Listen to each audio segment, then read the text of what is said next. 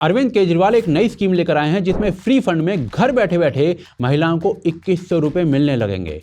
पर कुछ लोग इसे फ्रॉड बता रहे हैं। वो कौन सा क्या बता रही थी कि ओटीपी बता के ओटीपी बताते हैं, फॉर्म भरवाते हैं, पैसे गायब। परंतु महिलाओं को दिया जा रहा है ये फ्री का फ्रॉड केवल दिल्ली में नहीं है, देश के कई राज्यों में हो रहा है। ये है आपका कार्ड, इसको बचा के रखना और केजरीवाल को वोट देना।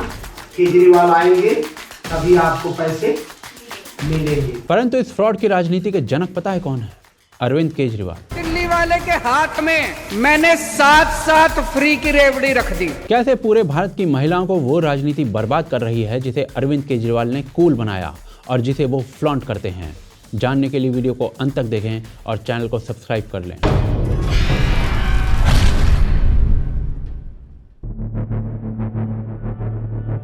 देखिए, एक समय था जब हर युद्ध का आरंभ एक शंखनाद से हुआ करता था।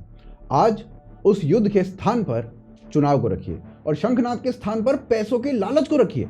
जो छवि आपके मस्तिष्क में बनती है, बस वही दिल्ली की राजनीति का सत्य है। फरवरी 2025 में दिल्ली में विधानसभा चुनाव होने वाले हैं और चुनावों से ठीक पहले अरविंद केजरीवाल ने घोषणा की है। ये घोषणा उन्होंने दिल्ली की महिलाओं के लिए की है, जिसमें उन्होंने महिलाओं को मुख्यमंत्री महिला सम्मान योजना के अंतर्गत 2100 रुपए महीना देने का वादा कर दिया है। इस योजना में हर महिला जिनके परिवार की एनुअल इनकम 3 लाख रुपए से कम है, उन्हें 2100 रुपए हर महीने दिए जाएंगे।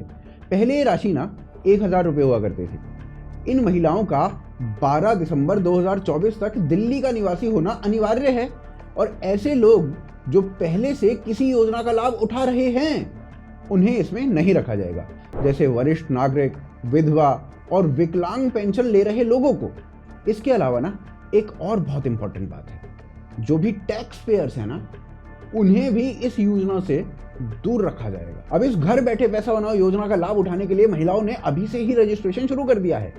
आम आदमी पार्टी के दावों की अगर बात करें तो उनके अनुसार 22 लाख से अधिक महिलाओं ने रजिस्ट्रेशन करवा भी लिया है। और केजरीवाल को वोट देना, केजरीवाल आएंगे तभी आपको पैसे मिलेंगे। तो किस पे वोट देना है? किस पे? झाड़ू।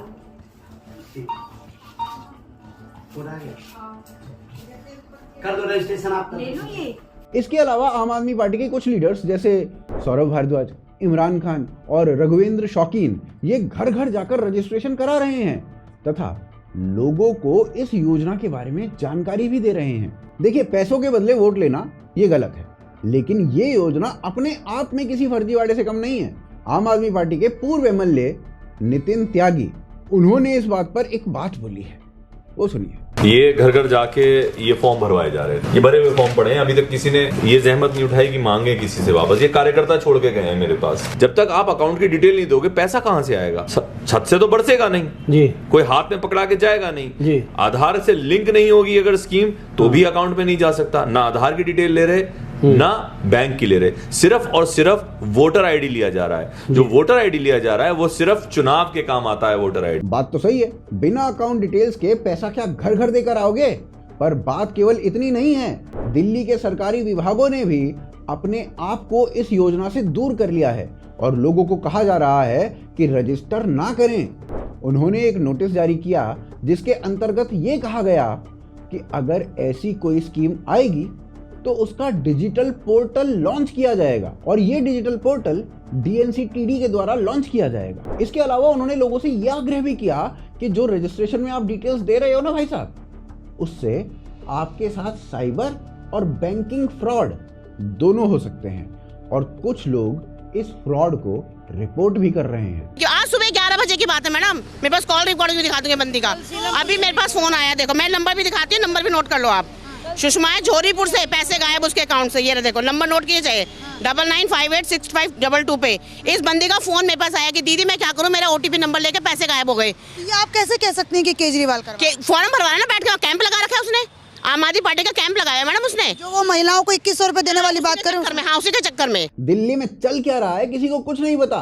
पर इस सब के बाद दिल्ली की CM आतिशी मार्लेना ने अधिकारियों को प्रशासनिक तथा पुलिस कार्यवाही की धमकी दे दी है। वैसे अगर इसी प्रकार की योजना की बात करें तो आम आदमी पार्टी ने पंजाब में भी इसी प्रकार की योजना शुरू करी थी, जिसके अंतर्गत 18 वर्ष से बड़ी हर लड़की या महिला को 1000 रुपए हर महीने दिए जाने थे। लेकिन वहां सरकार बनने के बाद भी किसी को कुछ नहीं मिला। अब इस पूरे प्रकरण पर बीजेपी कुछ इस प्रकार से एआई वीडियोस से केजरीवाल पर हमला कर रही है। ये याद है सर? हाँ, देखा है कहीं। ये आपका चुनावी वादा है। हाँ, याद आया, मैंने ही तो किया है ये वादा। आप कहते हैं कि महिला सम्मान और संजीवनी योजना का रजिस्ट्रेशन शुरू कर दिया है। क्या ये योजना लागू हुई है? ये फंस गया पाठक। क्या दिल्ली में इस योजना का कोई नामो निशान है? अरे बाप रे, ये तो धोती खोल रहा है। ऐसी बातें करके तुम जनता को भड़काना चाहते हो क्या? मैं किसी को भड़काना नहीं चाहता। मैं सिर्फ चाहता हूँ कि लोगों को पता चले कि सच्चाई क्या है। ये देखिए, महिला एवं बाल विकास विभाग और स्वास्थ्य एवं परिवार कल्याण विभाग ने महिला सम्मान और संजीवनी योजनाओं को जनता से धोखा बताया है। दोनों विभागों ने अखबारों में बड़े बड़े इश्तिहार दिए और इन विज्ञापनों में कहा गया कि ऐसी कोई योजनाएं फिलहाल लागू नहीं है और इन योजनाओं के नाम पर मांगी जा रही निजी संवेदनशील जानकारियां जनता किसी से साझा न करे। गजब टूबीबाज आदमी। BJP Delhi social media platform x पर वीडियो शेयर कर करके आम आदमी पार्टी को निशाना बना रही है। केजरीवाल कहते रहे महिलाओं को 2100 रुपए देंगे। महिलाओं को देंगे तो पहले दे दें, हमें दे तो हम मानेंगे कि हमें महिलाओं को पैसे मिले हैं। पहले बोला था 1000 रुपए देंगे, कहा दिया। पर क्या बीजेपी को केजरीवाल पर यह हमला करने का अधिकार है भी, या हर राजनीतिक पार्टी इस अपराध में सम्मिलित है? वो आगे देखते हैं। देखिए, महिलाओं के लिए जो फ्रीबीज योजनाएं लागू की जाती है ना, उन्हें अक्सर सशक्तिकरण के रूप में देखा जाता है, जैसे कि लाडली बहन योजना। हालांकि ऐसी योजनाओं के परिवर्तनकारी पोटेंशियल से हटकर राजनीति ने उसे एक नया स्वरूप दे दिया है, एक राजनीतिक हथियार का। अब सशक्तिकरण के स्थान पर इन योजनाओं का उपयोग चुनाव से ठीक पहले वोटरों को लुभाने के लिए चुनावी चारे और चुनावी नारे के रूप में हो रहा है। देखिए, वेलफेयर स्कीम्स भारत की पॉलिसी मेकिंग का एक प्रमुख अंग हमेशा से रहा है, जिसका कारण लोगों की गरीबी रहा है और इसने भारतीय राजनीति को हमेशा एक हद तक डिक्टेट भी किया है। बस इसी कारण से एक नया ट्रेंड वेलफेयर की राजनीति में देखा जा सकता है, मनी फॉर वुमेन की राजनीति। तो कैसे उदय होता है इस राजनीति का? उसके लिए हमें मध्य प्रदेश की ओर देखना होगा। आपको याद ही होगा कि 2018 के चुनाव में मध्य प्रदेश में किसी की भी मेजॉरिटी नहीं थी। कांग्रेस ने गठबंधन के दम पर अपनी सरकार बना दी थी, परंतु 2020 में जिनके सहारे कांग्रेस ने सरकार को खड़ा किया था, वो इस गठबंधन को छोड़कर चले गए थे और इस कारण से बीजेपी ने अपनी मेजॉरिटी दोबारा से दिखाने में सफलता प्राप्त की थी और शिवराज सिंह चौहान फिर से मुख्यमंत्री बने थे। अब इस पूरे प्रकरण के बाद 2023 में फिर से चुनाव होते हैं और फिर से बीजेपी उस मोड़ पर आकर खड़ी हो जाती है जहां उसे कदाचित मेजॉरिटी नहीं मिलने वाली थी। सारे एग्जिट पोल यही बता रहे थे। कुछ ना कुछ करना था मेजॉरिटी लाने के लिए, तो एक स्कीम को इंट्रोड्यूस किया जाता है, लाडली बहन योजना। जितनी भी है वो सब लाडली बहना आजीविका मिशन के अंतर्गत आएगी। नए काम धंधे शुरू करने के लिए उनको बैंक लोन देगा और ब्याज भैया भरवाएगा। लाडली बहन योजना ये चुनाव जीतने के लिए एक गेम चेंजर साबित होती है। इस पहल को महिलाओं के सशक्तिकरण के रूप में प्रचारित किया जाता है ताकि उनके वोट प्राप्त किए जा सकें। जनता में इस स्कीम के पॉजिटिव रिसेप्शन को देखते हुए अगली घोषणा यही हो गई थी कि धनराशि को बढ़ाकर 3000 रुपये कर दिया जाएगा, बस हमें चुनाव जितवा दो। और मध्य प्रदेश के विधानसभा चुनाव में इसका असर भी दिखता है। 230 सीटों में से बीजेपी 163 सीटें जीत लेती है, जो पिछली बार से भी 54 सीटें अधिक थी। पर इस जीत के बाद के आफ्टर इफेक्ट्स जो थे ना, वो संभवतः ये स्कीम बनाने वालों ने भी कभी नहीं सोचे होंगे। अब मध्य प्रदेश के चुनाव से आरंभ होकर ये लाडली बहन स्कीम हर दल अपने अपने ढंग से अपने अपने राज्य में इम्प्लीमेंट करने लगा था। लोकसभा के चुनाव होते हैं और अपने चुनावी घोषणा पत्र में कांग्रेस ये वादा करती है कि गरीब घर की महिलाओं को 1 लाख रुपए की राशि कांग्रेस देगी अगर कांग्रेस चुनाव जीतती है तो, जिसे उन्होंने महालक्ष्मी स्कीम का नाम दे दिया था। लोकसभा के बाद महाराष्ट्र में चुनाव आते हैं और शिंदे की सरकार ने इस स्कीम को नाम दिया लाड़की बहन योजना, जिसमें गरीब घर की महिलाओं को 1500 रुपए की धनराशि हर महीने मिल रही थी। महाराष्ट्र में भी यही वादा किया गया चुनावों से जस्ट पहले कि पहले जिता दो तो हम इस राशि को बढ़ाकर 21 रुपए कर देंगे। महाराष्ट्र से पहले हरियाणा में चुनाव थे और वहां पर भी इस प्रकार की एक स्कीम को लॉन्च किया गया था, परंतु महाराष्ट्र के साथ साथ झारखंड में भी चुनाव थे, वहां पर भी ये योजना आई थी और वहां पर इसे मैया सम्मान योजना कहा गया था। 21 से 50 वर्ष की महिलाओं को इसमें हर महीने 1000 रुपए की धनराशि दी जानी थी। छत्तीसगढ़ में इसी योजना को महतारी योजना के नाम से इंप्लीमेंट किया गया और अब जैसे जैसे दिल्ली के चुनाव आ रहे हैं ये स्कीम दिल्ली पहुंच चुकी है। परंतु भाई चुनाव तो केवल दिल्ली में नहीं है, बिहार में भी तो चुनाव आ रहे हैं। तो तेजस्वी यादव ने ऑलरेडी औपचारिक तौर पर माई बहन मान योजना इसको लॉन्च कर दिया है। महिलाओं को 2500 रुपए देने के लिए महीने में। चुनाव से जस्ट पहले वोट्स को इन्फ्लुएंस करने के लिए स्कीम्स लाई जा रही हैं। ये कहना बिल्कुल अनुचित नहीं होगा कि वोटों को खरीदा जा रहा है और हर पार्टी इसमें सम्मिलित है। क्या इन योजनाओं का कोई इम्पैक्ट भी होता है समाज पर? कुछ सरकारों का यह दावा है कि लाभ मिल रहा है, परंतु कोई सरकारी रिपोर्ट यह दावा औपचारिक रूप से तो नहीं कर रही है। तो इम्पैक्ट एक सोशल चेंज के रूप में ना के ही बराबर है। अल्टीमेटली मनी फॉर वुमेन के नाम पर चल रही ये सारी स्कीम्स केवल महिलाओं का वोट खरीद रही हैं और ये राजनीति समाज और देश के लिए घातक है। परंतु इस राजनीति का उद्गम कहाँ से होता है भारत में, और कैसे केजरीवाल ने इसको कूल बना डाला, वो आगे देखते हैं। देखिए, हर चुनाव से पहले महिलाओं को घर बैठे बैठे ऐसे पैसे बांटने की जो स्कीम्स चल रही है ना, ये बड़ी खतरनाक हो सकती हैं। सरल भाषा में इन्हें फ्री की राजनीति और अंग्रेजी में इन्हें फ्री बी की राजनीति कहते हैं। देश के देश डुबो देती है ये राजनीति और आज भारत की हर राजनीतिक पार्टी इसमें लिप्त हो चुकी है। वेदना की बात यह है कि लोग इसे हाथों हाथ ले रहे हैं। तो आपके घर में कितनी महिलाएं? हम 4 लोग हैं। चारों को मिल गया 11 हाँ जी। हाँ मिल गई। तो और ये केजरीवाल का जो रजिस्ट्रेशन हो रहा है वो भी कराया? नहीं अभी नहीं कराया। वो कराएंगे आप? हाँ जी। अब करवा, जब फ्री में मिलेगा तो करवाना तो पड़ेगा ही ना, क्या करें, पब्लिक तो फायदा लेगी ना सर। ऐसे ना दसियों वीडियोस घूम रहे हैं आज सोशल मीडिया पर और ये लोग इस राजनीति के दुष्परिणाम को जानते भी नहीं हैं और इसी कारण इन्हीं लोगों ने इस राजनीति को कूल मान लिया है। पर सबसे बड़ा प्रश्न ये कि इस फ्री की बंदरबाट राजनीति को कूल बनाया किसने? चलिए इसका ना थोड़ा सा इतिहास जानते हैं। अब देखिए, सरकारों द्वारा फ्रीबीज देना कोई नया गेम नहीं है। रोमन्स अपनी प्रजा को फ्री में अनाज बांटा करते थे और आज भारत की सरकार भी अपने लोगों को फ्री में अनाज बांट रही है। रोमन कालखंड में लोग शहरों में बढ़ते जा रहे थे, लोग भूखे मर रहे थे और साफ सफाई की भी कोई सुविधा नहीं थी। लोगों ने इस पूरी स्थिति के विरुद्ध दंगे करना आरंभ कर दिया। रोमन राजाओं ने उससे निपटने के लिए लोगों को फ्री में रोटी देनी शुरू कर दी और साथ साथ फ्री में सड़कों पर, बाजारों में एंटरटेनमेंट भी देना शुरू कर दिया, जैसे कि पशुओं की लड़ाई हो गई, परेड, फेस्टिवल्स, सर्कसेस या फिर पशु दौड़ इत्यादि इत्यादि। बस लोग इतने में ही शहरों में मची पड़ी अव्यवस्था पर प्रश्न करना भूल गए, जैसे आज भी भूल जाते हैं। अब हमारा मूल प्रश्न ये था कि फ्री की राजनीति को भारत में कूल किसने बनाया?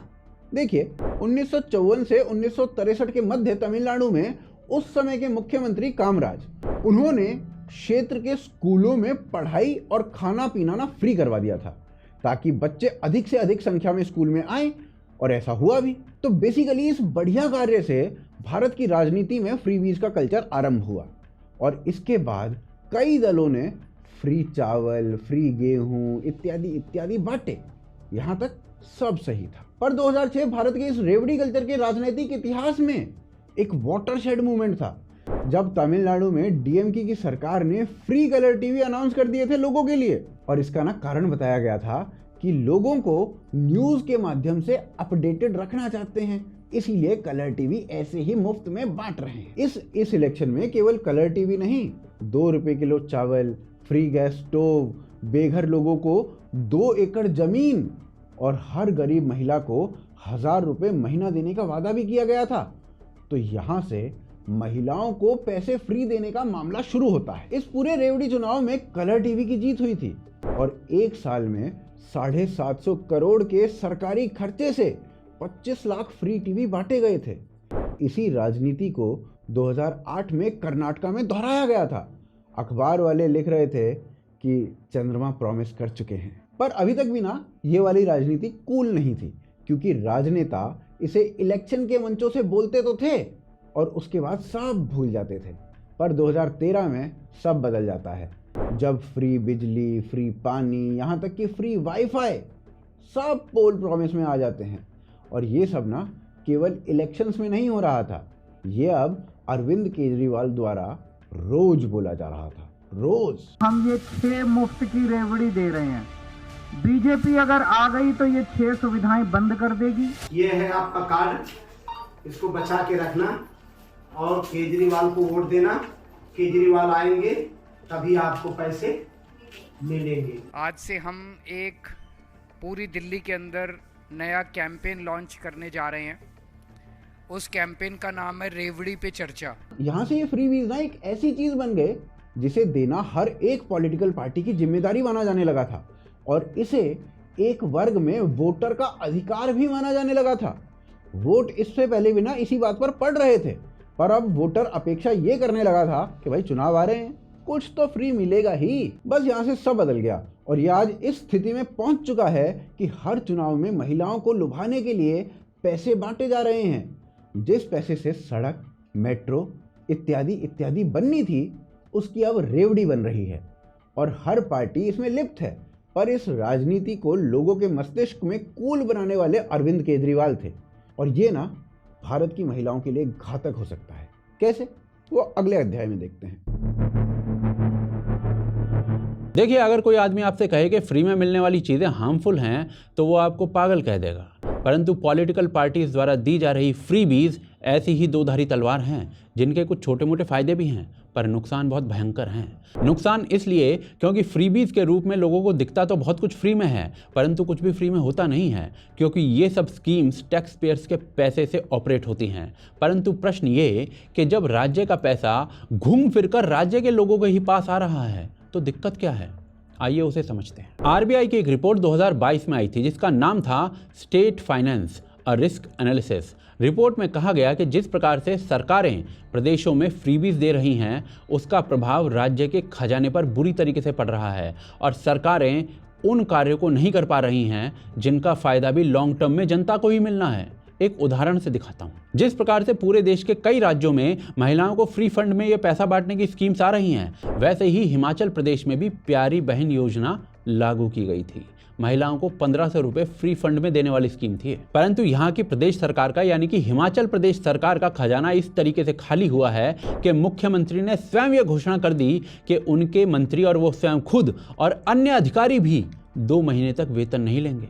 हिमाचल प्रदेश का कुल ऋण 95,000 करोड़ रुपए है, जो पहाड़ी राज्यों में सबसे अधिक है। परंतु ऐसे हालात वाला ये कोई अकेला राज्य नहीं है। इस ग्रुप में मध्य प्रदेश, कर्नाटका, तेलंगाना, पंजाब सब शामिल हैं। मध्य प्रदेश की सरकार ने अगस्त के महीने में ही 4 किश्तों में 10,000 करोड़ रुपए का कर्ज लिया। पिछले वित्तीय वर्ष में मध्य प्रदेश ने 76,230 करोड़ रुपए उधार लिए थे। ऐसे ही कर्नाटका में कांग्रेस सरकार ने मार्च 2023 में चुनावों के दौरान फ्रीबीज के वादे को पूरा करने के लिए लगभग 60,000 करोड़ रुपए का कर्ज लिया था। इसकी भरपाई के लिए जून में सरकार ने डीजल और पेट्रोल के दाम बढ़ा दिए थे। मतलब मजा मारे वो और बोझ सहे जनता। और ये मध्य प्रदेश, हिमाचल प्रदेश की बात नहीं है, ऐसे ही हालात पंजाब और तेलंगाना के भी हैं। जहाँ जहाँ ये सब लागू हुआ है वो देश या राज्य डूब गए हैं, वेनेजुएला से श्रीलंका तक। परंतु ये स्कीम्स केवल देश या राज्यों के लिए घातक नहीं हैं, वहाँ पर रहने वाली महिलाओं के लिए भी घातक हैं। दुनिया की कोई भी स्टडी आपको ये बता सकती है कि यदि कोई राज्य फ्रीबीज में अधिक खर्च कर रहा है तो वो इंफ्रास्ट्रक्चर या फिर सेफ्टी जैसे इश्यूज पर बहुत कम पैसा खर्च करता है। सोचिए कि यदि ये पैसा महिलाओं की सुरक्षा पर खर्च होता तो महिलाओं से होने वाले यौन हिंसा के जैसे अपराधों में कितने कमी आती। दूसरी तरफ आज के समय किसी भी महिला के लिए अपने पैरों पर खड़ा होना कितना आवश्यक है ये हम सभी जानते हैं, परंतु यहाँ फ्रीबीज देकर पैरों पर खड़े होने से पहले ही उनके पैर काट दिए जाते हैं। आज सभी पॉलिटिकल पार्टीज महिला सशक्तिकरण के नाम पर केवल पैसा देकर मुक्त होना चाहती हैं, पर सही मुद्दे कोई नहीं उठाता है। सही मुद्दे जैसे कि महिलाओं की शिक्षा, सुरक्षा, रूरल एरियाज की महिलाओं को अवेयर करना, जहां लखपति दीदी जैसी स्कीम्स जो हैं वो महिलाओं को लखपति बना रही हैं, अच्छी स्कीम्स हैं, वहीं इस प्रकार की बहुत सी स्कीम्स महिलाओं के नाम पर चल रही हैं जो केवल महिलाओं को वोट के नाम पर ठग रही हैं। अब सवाल ये आ जाता है यहाँ पर कि क्या सभी फ्री की स्कीम्स खराब हैं? तो ऐसा नहीं है। फ्री टॉयलेट्स महिलाओं के लिए बने तो यौन हिंसा जैसे अपराध कम होते हैं, ये अच्छी स्कीम थी, पर सीधे अकाउंट में 3,000 रुपए हर महीने मिलने लगे महिलाओं को तो ये केवल उनके वोट खरीदने का एक तरीका है। हर पार्टी अपने अपने तरीके से अपने अपने राज्य में स्कीम को लॉन्च कर चुकी है महिलाओं के वोट्स को खरीदने के लिए, परंतु इस राजनीति को कूल केजरीवाल ने ही बनाया था, जिसे आज सब करने लगे हैं। फ्री स्कीम्स ने पंजाब को तो खस्ताहाल बना ही दिया है। आरबीआई की रिपोर्ट के अनुसार मार्च 2024 तक पंजाब पर बकाया देनदारी 3,51,130 करोड़ रुपए की है। अब केजरीवाल दिल्ली के पीछे पड़ गए हैं। कुल मिलाकर दिल्ली के इस चुनाव में केजरीवाल की सरकार ने अपनी सफलता फ्रीबीज की स्कीम्स पर डाल दी है। अब जनता पर निर्भर करता है कि उसको क्या चाहिए। रेवड़ी कल्चर या सस्टेनेबल डेवलपमेंट? आप क्या चाहते हैं इन दोनों चीज़ों में से? कमेंट्स के माध्यम से बताइए। चैनल को सब्सक्राइब कीजिए और वीडियो को शेयर अवश्य कीजिए। साथ ही साथ हमें सपोर्ट कीजिए patreon.com और UPI के माध्यम से, जिनके लिंक्स आपको डिस्क्रिप्शन और पिन कमेंट में मिल जाएंगे। साथ ही साथ उनके एड्रेस आप स्क्रीन पर भी देख पा रहे होंगे। इसके अलावा स्क्रीन पर जो दूसरा वीडियो दिख रहा है उसे अवश्य देखें। पुनः मिलते हैं अगले एपिसोड में।